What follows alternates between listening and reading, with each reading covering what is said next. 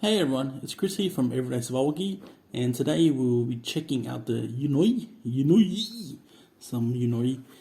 It's a brass flashlight, supposed to be copper, but when I received it, I found out that it was brass, but brass, copper, close enough. For around about $20 US. I think it's about that. Was it 20? Maybe 22. It was really cheap. So somewhere like around about that $20 mark US, you can get a full brass flashlight that's actually built really well. So yeah, it does come in this nice looking box too. It's pretty fancy. You also get a astonishing 3,800 milliamp hour battery, the best battery on the market apparently. Beats all the Sony, Samsung and LG cells. You also get one of these dodgy ass chargers that just has two prongs that flips out here. The idea is pretty good, because it's pretty easy to carry around, but nowadays, you might as well just have a USB charger. Much easier than one of these. I think most people have like USB style devices on them. So here's the light itself. So yeah, you can see it's pretty shiny and it's pretty nice. Asian writing here and the brand here. So Yinnou, it's upside down.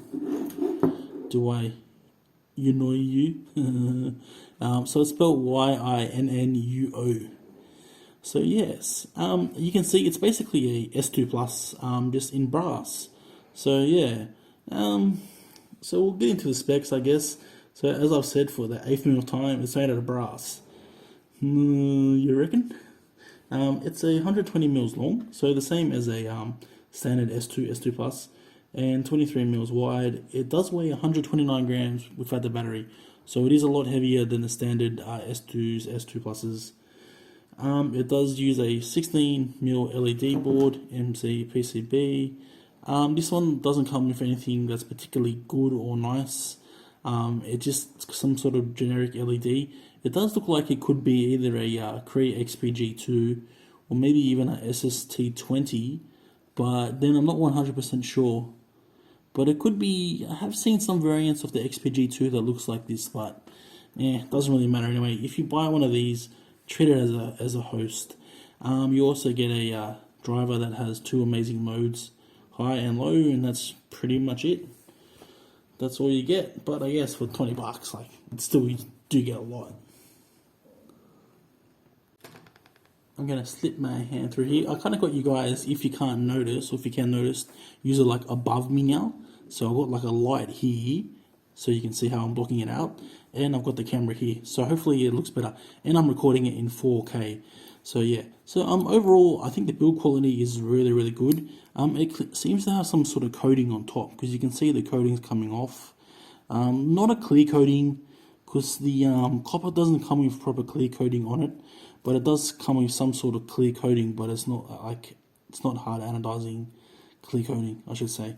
So if we take the light apart, you can see the threads are pretty good.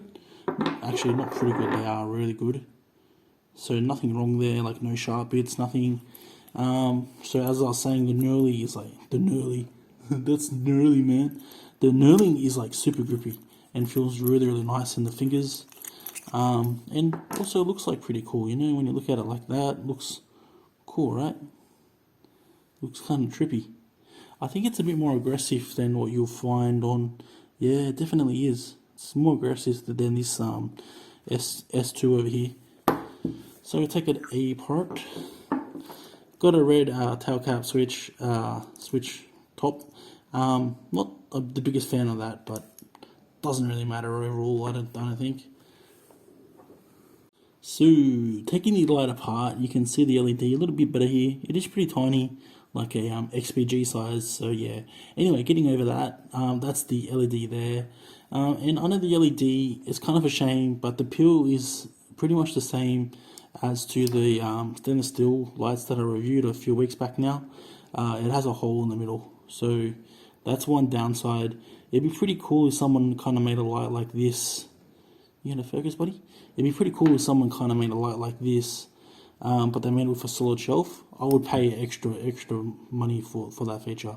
So if we just push the LED out here, you can see that there's a hole there. That's one downside, but considering for the price, I'm not sure. When I get home, actually, I'm gonna try and see if I can fit like a S2 Plus pill in here. What the hell am I doing with my hands? I'm gonna try and fit a S2 Plus pill in here and see if I can get it to work, because I reckon they'll make this light like pretty cool. Because like overall, for around about $20 US, it's a really well built light. You know, considering that the Convoy S2 Plus copper costs like 40 or 45 or something, this is actually a really good buy. We'll take it outside now and I'll show you those two crappy ass modes being used, and that's pretty much it, I guess.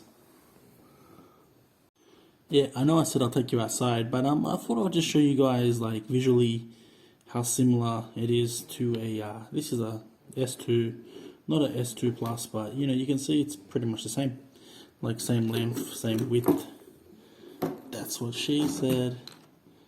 Same everything except for you can see the LED in this S2 is like 10 times the size of the XPG2. So yeah, now we can take it outside, I guess. Okay guys, so this is my first ever beam shots in 4K. So hopefully they look okay. So this is that Yinnou S2 Plus clone made out of brass. So wonder if it'll step down if you leave it on high, considering there's not even any thermal paste there. On high mode at least, no PWM. You don't get many choices of modes, only high and low. And that's low mode there. So yeah, I think you can see, at least I can see on my screen, slight PWM. So yeah, doesn't light up the backyard heaps, but then it's not too bad. Because the LED is so small, it actually has a pretty good amount of throw. But I'm not really going to try and aim for throw, considering that it is a S2 Plus, and we were already about 20 meters from that back fence there. So yeah, so I guess overall it is doing a pretty good job of lighting up the backyard. It's starting to get hot. Yeah, actually yeah, it is. Should probably put some thermal paste on that LED. Well, who do I kid? I'm gonna change out the LED when I get more anyway. I guess, you know, we can compare it to another light. I've got that other, bloody hell, I changed hands. So this is the other S2 that was just on camera with the XHP50. This is I think BLF driver in this one. Mode 5, 6, and then 7. Wow, look at that. Look at that 4K quality there. Not bad actually. Sorry neighborinos. That's a lot of light, isn't it? I don't think this light's going to have anything on this S2, but we'll turn it on. Wakey wakey. I went before when I went to switch hands and this light was in the wrong hand, and then I had to like turn on the camera with the other hand and it didn't really work. Just a sec. Alright, so now this is the brass light, and we'll throw on the other S2. Mode 2, Mode 3, Mode 4, Mode 5, Mode 6, still going, actually, Mode 7. So you can see the brass light is definitely a lot colder white, and also a lot throwier, but you would expect that even though the reflectors are the exact same size. Actually, I think the S2 has a bigger reflector than the S2 Plus, right? Pretty sure it does. But yeah, you can see the cold whiteness of the brass light, and some rain starting to come down right now, I think. So yeah, not bad. Anyways, guys, I would still buy one. In fact, I did buy one, so obviously I would still buy one. But yeah, for 20 bucks, it's not that bad.